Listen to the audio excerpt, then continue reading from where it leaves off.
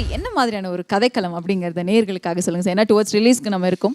கதைக்களம் வந்து இது வரைக்கும் நான் என்னோடய படங்களில் இப்போ சிங்கம் ஒன்றுன்னு பார்த்தீங்கன்னா ஒரு ஒரு அதாவது ஏற்கனவே சொன்னார், ஒரு ஊரில் இருந்துகிட்ருக்க ஒரு போலீஸ் ஆஃபீஸர் எந்த அளவுக்கு அவர் அந்த போக முடியும் அந்த அளவுக்கு இருந்துச்சு. அடுத்தது சிங்கம் 2ன்னு பார்த்தீங்கன்னா ஒரு டேனி அரெஸ்ட் பண்ணிட்டு வர அளவுக்கு இருந்துச்சு. இதுக்கு மேலே ஒன்று யோசிக்கணும். ஸோ ஒரு யூனிவர்சல் காப்புன்னு ஒன்று செட் பண்ணிக்கிட்டேன் மைண்டில். அதில் வந்து எப்படின்னா ஒரு ஒரு முக்கியமான ஒரு இந்தியாவோட பிரச்சனையாக இருக்கலாம், அதை டீல் பண்ணால் நல்லாயிருக்கும். பட் எப்போதுமே என்னோடய படத்தில் ஒரு பொது பிரச்சனையை ரொம்ப போட்டு அனலைஸ் பண்ண மாட்டேன். ஏன்னா ஃபேமிலியோடு வந்து ஆடியன்ஸ் படம் பார்ப்பாங்க. ரொம்ப பொது பிரச்சனையை ரொம்ப மண்டையில் ஏற்றக்கூடாது, என்டர்டெயின்மெண்ட் ஃபில்மாக தான் இருக்கணும்னு நினச்சிட்ருப்பேன். ஸோ ஆனால் ஒரு பொது பிரச்சனையை தொடலைன்னா முந்தைய படத்தை விட ரொம்ப கம்மியாக இருக்கும்னு நினச்சிட்டு ஒரு பிரச்சனையை கையில் எடுத்தோம். ஸோ அப்போது அதுக்கப்புறமா அந்த கதையை வந்து இப்போது ஹீரோ மேலே ஏற்றும் போது இவருடைய ஸ்டைல், இந்த கேரக்டர் எப்படிலாம் பிஹேவ் பண்ணும், துரசிங்கம்ன்றவர் வந்து ஏற்கனவே மக்களுக்கு பரிச்சயமான கேரக்டர். ஸோ அதே துரசிங்கத்தையும் பார்த்துடக்கூடாது. இன்னும் ட்ரெஸ்ஸிங்கிலேருந்து அவருடைய ஸ்டைலில், ஆட்டிடியூடு, பேசுகிற இது தெளிவு, இந்த கேரக்டருக்கு துரசிங்கம் கேரக்டரோட தெளிவு வந்து ரொம்ப ரொம்ப கிளியராக இருக்கணும். ஏன்னா ஒரு போலீஸ் ஆஃபீஸர் 10 வருஷம் எக்ஸ்பீரியன்ஸ்க்கு அப்புறம் வேறு ஒரு தெளிவு இருக்கும். எதையுமே வந்து டக்குன்னு எமோஷன் ஆகிடக்கூடாது. ஆனால் ஹீரோக்குன்னு ஒரு கோவம் உள்ளே இருக்கும். அந்த கோவத்தை வெளியே காட்டாமல் அண்டர் ப்ளே பண்ணணும். ஸோ அண்டர் ப்ளே பண்ணிகிட்டே இருப்பார். அது மாதிரி அப்படியே போயிட்டே இருக்கும். ஸோ இதுதான் இந்த எஸ்த்ரியில் வந்து ஒரு பெரிய முக்கியமான இதே வந்து அந்த கேரக்டர் எப்படி அது வந்து பிரச்சனைகளை எடுத்துக்குது, எப்படி சொல்லுது. செகண்ட் ஹாஃபில் அது செகண்ட் ஹாஃப் கூட சொல்லக்கூட முடியாது. ஃபஸ்ட் ஹாஃபில் வந்து ஒரு 5th ரீலுக்கு அப்புறம் ஒரு பார்த்திங்கன்னா எண்டு வரைக்கும் வந்து ஒரு பரபரப்பு, ஒரு வேகம், ஒரு கோவம். அது எவ்வளோ வேகமாக கொப்பளிப்பார்.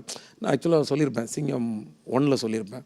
அதாவது போலீஸ் முத்திரையில் 4 சிங்கம் இருக்குது, அது 3 தான் எல்லாம் பார்த்துருப்பீங்க. 4ஆவது சிங்கத்தை பார்த்தா எவனும் இருக்க மாட்டீங்க, காலி ஆடுவீங்க, அந்த மாதிரி ஒன்று இருக்கும். அந்த கேரக்டர் தான் இப்போ எடுத்து பண்ணியிருக்கேன். செகண்ட் ஹாஃப் ஆஃப் எஸ்த்ரி இஸ் தட் 4th சிங்கம்.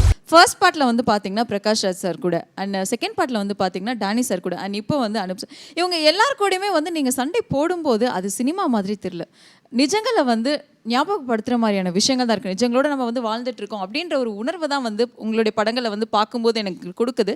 ஸோ இதே மாதிரி தான் ரசிகர்களுக்கும் இருக்கும். இந்த மாதிரியான ஒரு சக்தி, பவர் பற்றி சொல்லுங்கள். போலீஸ் ஆஃபீஸர்ஸ் நிச்சயமாக வந்து எங்களுக்கு எல்லாமே வந்து ஒரு பெரிய இன்ஸ்பிரேஷன் வந்திருக்காங்க. அண்ட் ஹரிசார் உருவாக்குற ஒரு சீனும் வந்து உண்மையாக்கணும் அப்படிங்கிறது தான் என்னோட பொறுப்பு. ஒரு ஆக்டராக என்னோட ரெஸ்பான்சிபிலிட்டி வந்து என்னென்ன சுச்சுவேஷன்ஸ் இருக்குதோ நம்ம சுற்றியும் அது நடந்துகிட்ருக்குன்னா நம்ம அதுக்குள்ளே இருக்கோம் அப்படின்னா நம்ம அதுக்கு எப்படி ரியாக்ட் பண்ணுவோம் அப்படிங்கிறது தான். அதோட கம்மியாக ரியாக்ட் பண்ண முடியல என்னால். அந்த மாதிரியான சுச்சுவேஷன்ஸ் தான் வந்து சார் ஸ்டேஜ் பண்ணுவார், க்ரியேட் பண்ணி வச்சிருப்பார். இதுக்கு முன்னாடி என்ன நடந்திருக்குது, இந்த கிராஃபில் இது நடக்க போகுது, இது இப்போ இந்த சுச்சுவேஷன் நம்ம நின்றுட்டுருக்குறோம், இப்படி நம்ம ரியாக்ட் பண்ணுறோம் அப்படிங்கும் போது வந்து அதுக்கு எவ்வளோ உண்மையாக இருக்க முடியுமோ அவ்வளோ உண்மையாக தான் இருக்கணும். பிரகாஷ் ராஜ் சார்கிட்ட வந்து ஒரு சிங்கத்தை இன்னும் ஃபோட்டோவில் பார்த்துருப்பேன்னு சொல்லும் போது வந்து எதனால் அவன் சொல்கிறான், எவ்வளோ கோவமாக இருந்தால் அவன் சொல்லுவான் அப்படிங்கிறத பார்த்துட்டு அந்த டைலாக்ல உண்மையாகும் போது வந்து அது வெறும் பஞ்ச் டைலாக்காக இல்லாமல் ஒரு எமோஷ்னல் டைலாக்காக வந்து மாறுது. அதனால தான் வந்து ஐ திங்க் பிடிக்குது, ஞாபகம் வச்சுட்ருக்காங்க. அது எல்லாமே டேனியாக இருந்தால் கூட வந்து அவன் என்னை விட பெருசாக இருப்பான், என் ஃப்ரேம் ரொம்ப சின்ன ஃப்ரேம் தான். பட் அந்த சுச்சுவேஷன் தான் யாராக இருந்தாலும் வந்து நம்ம போய் அதை பண்ணணும் அப்படின்ட்டு நினைக்க வைக்கிற ஒரு சுச்சுவேஷன். அவங்க பண்ணுறது வந்து இது இவ்வளோ பண்ணுறான், அவன் இதுக்கு மேலே அவன் பார்த்துருக்கக்கூடாது அப்படிங்கிற மாதிரி அவள் க்ரியேட் பண்ணுற அந்த சூழல் தான் வந்து நம்மளை அந்த மாதிரி ரியாக்ட் பண்ண வைக்குது. அதுக்கு அந்த பவரில் அந்த உண்மையாக அப்ரோச் பண்ணாட்டி வந்து அது நிற்க. இது எல்லாத்தையும் தாண்டி வந்து நம்ம எப்பவுமே படத்தில் வந்து பாசிட்டிவான விஷயங்கள் சொல்லணும், ஒரு இன்ஸ்பைரிங்கான விஷயங்கள் சொல்லணும், நல்ல விஷயத்தை மட்டுமே சொல்லணும் அப்படிங்கிற ஒரு சின்ன பொறுப்பு வந்து back of the mind I think 2 பேர்கிட்டையுமே இருக்குது. முதல்வர் அவர்கள் காலமான போது வந்து மெட்ராஸ் சிட்டி பார்த்துருப்பீங்க, எந்த அசம்பாவிதம் எதுவுமே நடக்காமல் டே அண்ட் நைட்டாக வந்து அவ்வளோ இடத்துலையும் வந்து பாதுகாப்பாக வந்து அவ்வளோ பெரிய ஒரு விஷயம் பண்ணாங்க. அது எல்லாருமே பார்த்தாங்க, எல்லாருமே கவனித்தாங்க. சாப்பிட்டது, தூங்கினது எல்லாமே வந்து பிளாட்ஃபார்மில், ரோட்டில் யாருக்குமே எதுவுமே நடக்காமல் வந்து எல்லோரும் இறங்கி செஞ்சாங்க இல்லையா. இந்த மாதிரி செய்கிற போலீஸ் ஆஃபீஸர்ஸ் வந்து அத்தனை பேர் இருக்காங்க. அதாவது தேங்க்லெஸ் ஜாப்னு கூட சொல்லலாம். எவ்வளோ பேர் நம்ம போய் நான் உங்களுக்கு கை கொடுத்து நல்லா இருக்குது, நல்லா படிங்க சொல்லுவாங்க. பைரசி வீடியோஸ் எல்லாம் வந்து எங்கெங்கேயோ மூளைக்குள்ளெல்லாம் போயிட்டு வந்து எங்களுக்கு டிவிடிஸ்லாம் வந்து எடுத்து வந்து கொடுக்குறாங்க, அவங்கள அரெஸ்ட் பண்ணுறாங்க, அவங்க அவ்வளோ பெரிய விஷயம் பண்ணிட்டு இருக்காங்க. எங்களால் சில டைம் அவங்கள நேரில் கூட பார்க்க முடியாது. I really want to thank them. ஏன்னா கண்டிப்பாக வந்து நிறைய பேர் அவங்க கொடுக்குற ஒரு 24 மணி நேரம் வருஷம் ஃபுல்லாக அவங்க வேலை செய்கிறதுக்கு நம்ம எவ்வளோ அவங்களுக்கு நன்றி சொல்கிறோன்னு பார்த்தா பொதுமக்கள் எங்கேயுமே நம்ம அவங்களுக்கு கனெக்ட் ஆகி நன்றி சொல்கிறதே கிடையாது. எங்களுக்கு மட்டும் சக்தி இருந்ததுன்னா இந்த மாதிரி இன்னொரு 10 படம் பண்ணிகிட்டே இருப்போம், அவங்களுக்கு தேங்க் பண்ணுறதுக்காகவே பண்ணிகிட்டே இருப்போம்.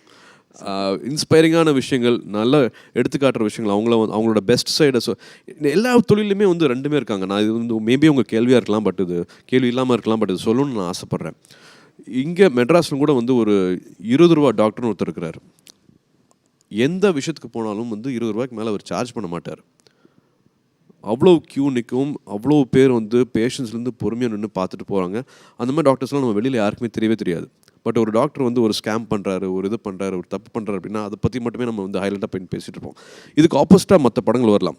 சினிமாவில் வந்து போலீஸ்னால் இப்படி தான் இருக்காங்க, என்னெல்லாம் பண்ணுறாங்க உங்களுக்கு தெரியுமா, சும்மா அலங்கரித்து செலிப்ரேட் பண்ணி காமிச்சிட்டே இருக்கீங்க, இந்த மாதிரி தான் போலீஸ் இருக்காங்க அப்படின்னு சொல்லிட்டு அந்த மாதிரி ஒரு ஃபிலிம் வரலாம்.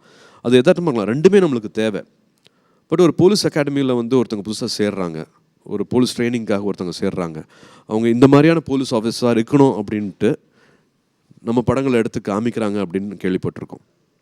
சார் பண்ண ஃபர்ஸ்ட் பார்ட் வந்து ஹிந்தியில் வரும்போது மகாராஷ்டிராவில் வந்து ட்ரைனிங் ஐஏஎஸ் அகாடமி ஆகட்டும், ஐபிஎஸ் அகாடமியில் ஆகட்டும், அந்த படத்தை காமிச்சிருக்காங்க. இதோட ஹிந்தி வேர்ஷனை காமிச்சிருக்காங்க. இங்கேயும் வந்து காக்கா காக்கன்னு ஒரு படம் பண்ணும்போது அது வந்து ஐபிஎஸ் ட்ரைனிங் பண்ணும்போது ஐபிஎஸ் ஆஃபீஸர்ஸ் வந்து ஃபஸ்ட்டு கேடர் வெளியில் வரும்போது வந்து அவங்களுக்கு இந்த படத்தை பார்த்து this is how we wish no cop can behave அப்படிங்கிற மாதிரி காமிக்கிறாங்க.